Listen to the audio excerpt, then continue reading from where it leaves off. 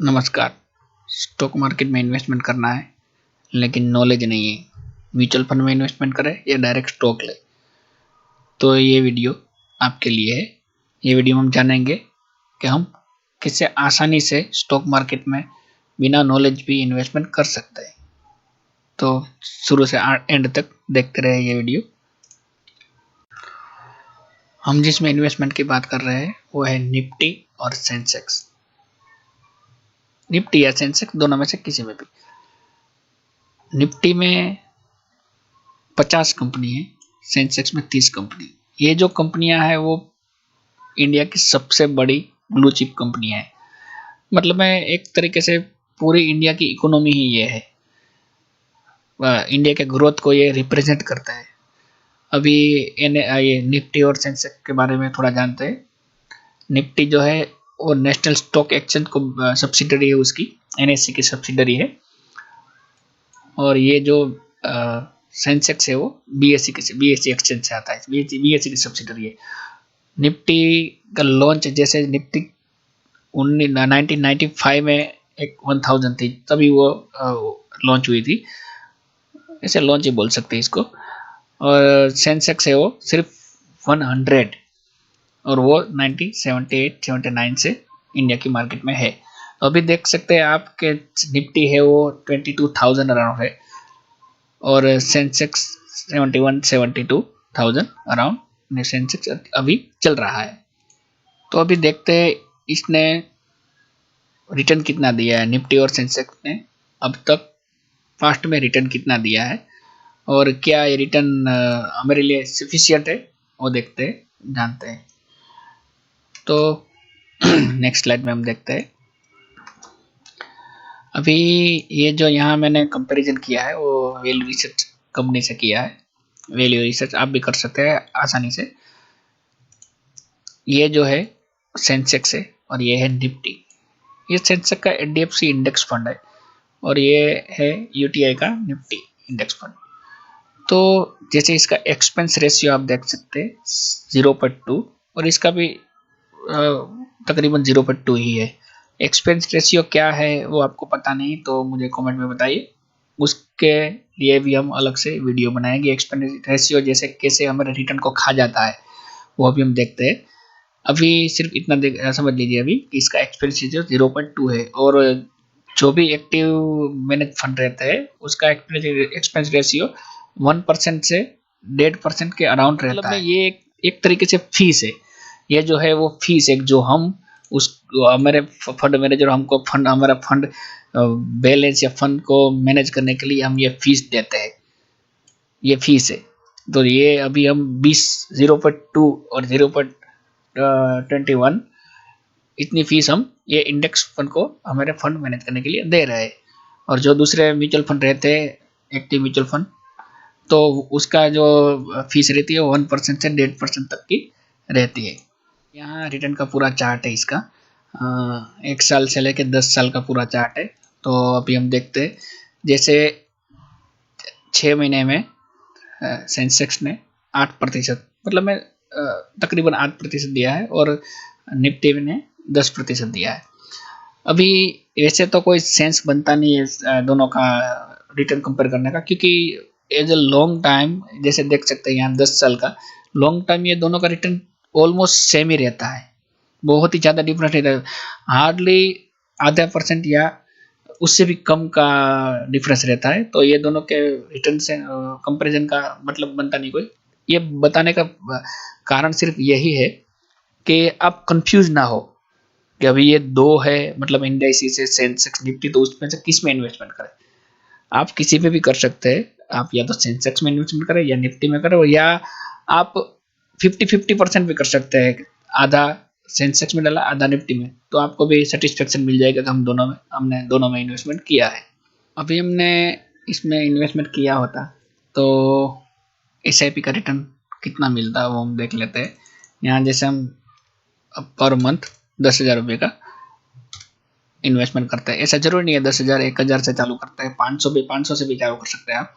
तो यहाँ सिर्फ एक एग्जांपल मैंने ऐसा लिखा है कि जैसे 10,000 रुपये में पर मंथ हमने इन्वेस्टमेंट किया, और यहाँ एक एक्सपेक्टेड रिटर्न हम सिर्फ यहाँ उसने तो निफ्टी और सेंसेक्स ने तो 10 साल में 15% के अराउंड रिटर्न दिया, लेकिन हमको यहाँ सिर्फ 13% ही कंसिडर करना है, ज़्यादा नहीं, बहुत ही ज़्यादा लालच नहीं, सिर्फ 13%। अभी देखते हैं 10 साल में क्या होता है। तो देखिए यहाँ देख सकते हैं 10 साल में हमारा 12 लाख रुपया इन्वेस्टमेंट हुआ है, उसके सामने हमको अप्रोक्स 12 लाख मिल रहा है, और टोटल हमारी जो राशि है वो 24 लाख हुई। अभी कई लोग सोचेंगे कि सिर्फ 12 साल में मतलब 10 साल में सिर्फ हमने दुगुना ही, नेचुरली कोई भी आदमी सोच सकता है कि जैसे 10 साल इन्वेस्टमेंट किया हमने और सिर्फ हमको दुगुना, हमारे पैसे दुगुना हुए।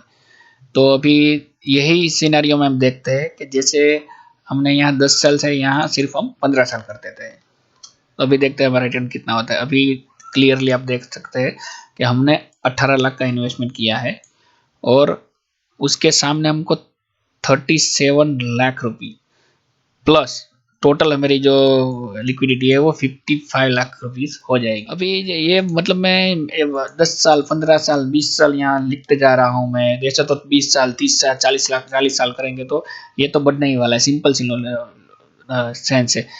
अभी कोई बोलेगा, कोई समझेगा कि भाई ऐसे ये क्या बात हुई, मतलब मैं कोई भी वीडियो देखो आप यूट्यूब में तो यहाँ ऐसे बोलते हैं कि देखो यहाँ 2 करोड़ हो गए या 3 करोड़ हो गए या 4 करोड़ हो गए, तो यहाँ साल भी बढ़ाते जा रहे हैं, जैसे 20 साल 30 साल 40 लाख 40 साल, वो कोई सेंस नहीं बनता है। लेकिन 20 साल हम नॉर्मली पकड़ सकते हैं इसको इन्वेस्टमेंट करने के लिए, और इसमें ही इन्वेस्ट करने का हम इसके लिए सोच सकते हैं क्योंकि स्टॉक में अगर आपने इन्वेस्टमेंट किया है तो स्टॉक आपका जीरो भी हो सकता है, मतलब में अच्छे पूरा जीरो मीन्स कि आपकी राशि खत्म नहीं हो जाएगी, लेकिन आपको कुछ भी रिटर्न नहीं मिलेगा। ऐसा भी लंबे टाइम फ्रेम में भी हो सकता है, वो हम सबने देखा है।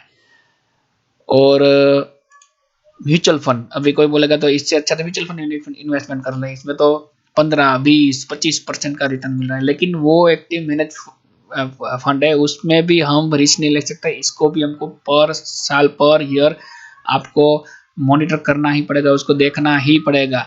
आप ऐसे ही आंख बंद करके कोई भी म्यूचुअल फंड में ऐसे ही 20 साल या 30 साल तक इन्वेस्टमेंट नहीं कर सकते, वो बहुत ही डिफिकल्ट है। लेकिन ये जो सेंसेक्स निफ्टी है वो इंडिया की इकोनॉमी है, उसको तो आगे बढ़ना ही बढ़ना है। तो इसमें आप आराम से 10 साल 20 साल 15 साल आपको जैसे आपका जैसा गोल है इस हिसाब से आराम से आप इसमें इन्वेस्टमेंट कर सकते हैं, क्योंकि सेंसेक्स हो या निफ्टी उसको तो आगे ही बढ़ना है, उसका ग्रो ऐसे ही होगा, उसका ग्रो कभी ऐसे नहीं होगा, ये डाउनफॉल में नहीं जाएगा। ये डाउनफॉल में जाएगा तो समझ लो कि हमारी जो पूरी इकोनॉमी है वो एकदम हो गई शून्य, तभी ये डाउनफॉल में जाएगा। तो चलिए देखते हैं इसके साथ, अगर हमने 20 साल इन्वेस्टमेंट किया होता तो हमारा जो लिक्विडिटी कितनी होती। अभी देख सकते हैं आप कि हमने ना 20 साल तक हमने 10,000 की एसेट की होती तो हमारी टोटल जो हमने पैसे कितने ना 24 लाख हमने इन्वेस्टमेंट किए होते उसमें, और उसके सामने हमको 1 CR 1 करोड़ 14 लाख हमको रिटर्न मिलता। तो अभी कहने का मतलब ये है कि बहुत ही ज़्यादा चीज़ें हैं इन्वेस्टमेंट करने की, लेकिन हमको इसमें ही इन्वेस्टमेंट करना है। और मैं जैसे 35 साल 40 साल के अराउंड जो भी इन्वेस्टर है और जो कंफ्यूज है कि कहाँ इन्वेस्टमेंट करना है, कुछ नॉलेज नहीं इतना ज़्यादा, मैं उसको तो 100% वही सलाह दूंगा कि अपने पोर्टफोलियो का 60% आप इंडेक्स फंड में ही इन्वेस्टमेंट कीजिए, रिस्क मत लीजिए। इसमें बहुत ही रिलेटिवली रिस्क कम रहता है और सेंसेक्स को ट्रैक करने का हेडेक कभी रहेगा नहीं। आप कहीं भी जाएंगे, आप कहीं भी वॉच करेंगे, कोई भी टीवी में आपको पता चलेगा सेंसेक्स अप हो गया, मतलब आज आपने न्यूज में देखा कि सेंसेक्स अप हुआ तो समझ लो आपका पोर्टफोलियो अप ही है, सेंसेक्स डाउन हुआ तो आपका पोर्टफोलियो डाउन है। और ये चीज म्यूचुअल फंड में नहीं रहती है। म्यूचुअल फंड में कौन सी कंपनी में इन्वेस्टमेंट किया है, ऐसा भी हो सकता है कि सेंसेक्स अप है लेकिन आपका पोर्टफोलियो डाउन है, ये भी पॉसिबल है एक्टिव म्यूचुअल फंड में, लेकिन सेंसेक्स निफ्टी में ये सब पॉसिबल नहीं है।